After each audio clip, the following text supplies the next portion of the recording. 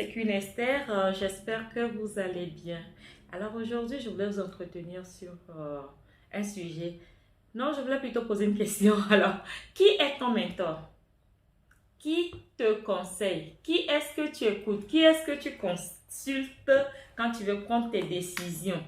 Qui est cette personne?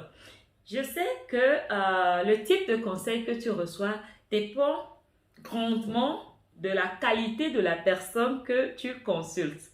Le type de conseil que tu reçois dépend grandement de la qualité de la personne que tu consultes. Tu veux recevoir un conseil? Oui. Qui est-ce que tu consultes? Est-ce que tu as un mentor dans ta vie? Alors, on va me dire, c'est quoi un mentor? Un mentor, c'est une personne qui est à même de te guider. Une personne qui est à même de te conseiller. En fait, c'est quelqu'un qui a une certaine sagesse et qui a de l'expérience dans un domaine. Quelqu'un qui est capable de te poser des questions qui vont t'amener à réfléchir, à voir tous les contours de ce que tu veux faire et surtout à prendre la bonne décision. Alors, qui est ton mentor? Est-ce que tu choisis ton mentor en fonction des expériences de vie de cette personne, en fonction des qualifications, attention, des qualifications de cette personne dans un domaine précis, ou bien tu choisis un mentor parce que c'est ton père, parce que c'est ta mère, parce que c'est ton ami, parce que c'est ton tonton, ou parce que c'est ton pasteur. Beaucoup de personnes font cette erreur. Moi-même, j'en ai fait. Je me rappelle de cette histoire il y a une dizaine d'années. Il s'agissait d'une dame qui faisait la ligne Dubaï-Lomé. En fait, elle allait acheter de la marchandise qu'elle revenait revendre à Lomé. Et cette dame a eu à obtenir un prêt. Elle a eu un prêt auprès d'une institution financière et elle a consulté qui? Son pasteur sur le voyage et tout, les risques et tout. Certainement qu'elle lui a demandé de prier. Et donc, cet homme de Dieu, entre guillemets, lui a demandé d'apporter l'argent et qu'il allait jeûner et prier. Il était censé faire une veillée de prière. La bonne dame, bien naïve, a remis cet argent et le fameux pasteur a prié. Mais le lendemain, il y a eu des biais démoniaques qui auraient disparu. Tenez-vous bien, l'affaire a fini au commissariat. Et moi, à l'époque, ça m'a fait sourire parce que je dis, en tant que juriste, nul ne peut se prévaloir de sa propre turpitude. Pourquoi, dans le domaine de business, aller consulter ton pasteur? Il est pasteur. Si tu as des problèmes d'ordre spirituel, va le voir. Encore que. Donc, la personne que tu consultes, c'est très important. Il faut avoir un mentor. Je dirais même il faut avoir plusieurs mentors. Parce que dépendant de chaque secteur de ta vie, il y a des personnes qui sont compétentes. Un pasteur peut être compétent aussi bien pour le domaine spirituel que pour le domaine des business. S'il est aussi dans le business, j'en connais. Mais s'il n'est pas dans le business, prière d'aller chercher un mentor en dehors de cette personne-là. Prière de limiter ce pasteur à ce domaine spirituel qu'il maîtrise ou dont il a des compétences, dans lequel il a des compétences. Alors moi-même, j'ai fait cette erreur-là. Je me rappelle, il fut un moment où mon conjoint et moi, on a consulté un pasteur et on est devenu membre de son église. On est resté dans cette église et je me rappelle que c'est ce pasteur qui donnait des conseils d'orientation à mon mari quand on avait des problèmes de couple. C'est lui qui l'orientait. Mais aujourd'hui, avec un peu de recul, je me rends compte que ce pasteur même n'était pas marié, il était single. Comment quelqu'un qui n'a pas fait l'expérience du mariage peut donner des conseils? Et donc, vous comprenez que ces conseils étaient beaucoup plus du genre à nous amener à être chacun de son côté. Beaucoup consultent qui? Des prêtres. Beaucoup de couples, quand ils ont des problèmes, ils consultent des prêtres.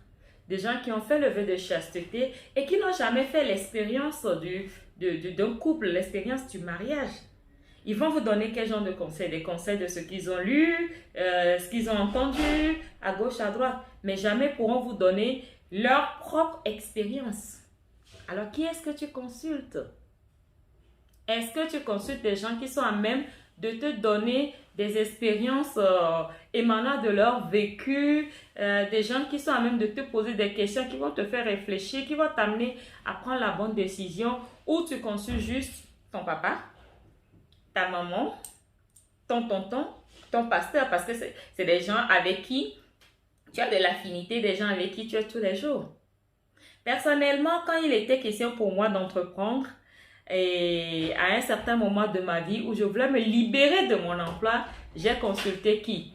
J'ai consulté mon papa.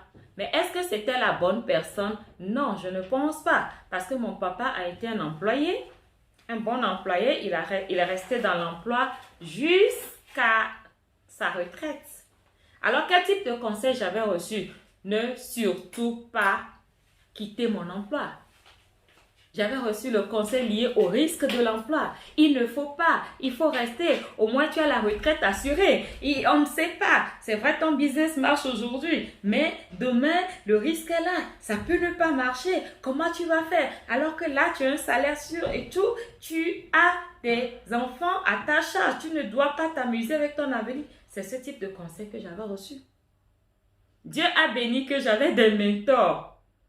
J'avais des mentors en entrepreneuriat qui m'ont fait voir le côté chic de la chose, le côté liberté financière, le côté liberté de temps, le côté prendre en charge sa destinée soi-même, aller de l'avant, le côté risque, s'amuser avec le risque, challenger les challenges. Et ça m'a permis au finish de pouvoir prendre la décision de quitter mon emploi. Qui est ton mentor? Tu n'es pas obligé d'avoir un seul mentor. Tu peux avoir autant de mentors qu'il le faut dans les sphères différentes de ta vie. Qui est ton mentor?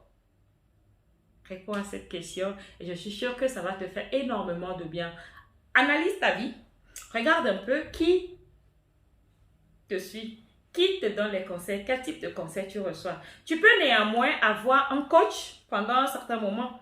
Je pense que le coaching, il faut bien faire la différence entre le mentoring et le coaching. Le coaching doit pouvoir être ponctuel parce que là, tu t'adresses à un professionnel qui va t'accompagner. Ce professionnel, il a des techniques, il a des outils qui lui permettront de t'accompagner pendant un certain temps. Ces techniques, ces outils vont lui permettre de t'amener à développer tes propres aptitudes, tes attitudes qui vont t'amener à atteindre tes objectifs. Le coaching ne peut pas être permanent. Regardez bien, quand il y a un match, le coach ne joue pas à la place des joueurs. Donc, le coach ne prend pas des décisions pour toi. Non, il te donne les techniques, il te donne les outils, il t'amène à développer tes aptitudes et il te regarde jouer. Il peut te faire des remarques, il peut te redresser des choses, il peut te dire non, ici tu as bien joué, ici tu n'as pas bien joué. Il peut te faire une lecture de ta vie ou de ton domaine dans lequel il te coach. Mais il ne peut pas être là permanemment. Mais le mentor, il est là, il t'accompagne. Qui est ton mentor alors? Qui sont tes mentors? Je voulais juste attirer ton attention sur ce point. Le mentoring, c'est très important. Choisis tes mentors dans tous les domaines et choisis-les bien. Analyse bien ce que tu veux faire, ce que tu veux atteindre et ce qu'ils ont atteint dans leur vie. Sur ce, très bonne journée. C'était Queen Esther. N'oubliez pas de liker la vidéo. Merci et à très bientôt. Ciao. Enjoy your life.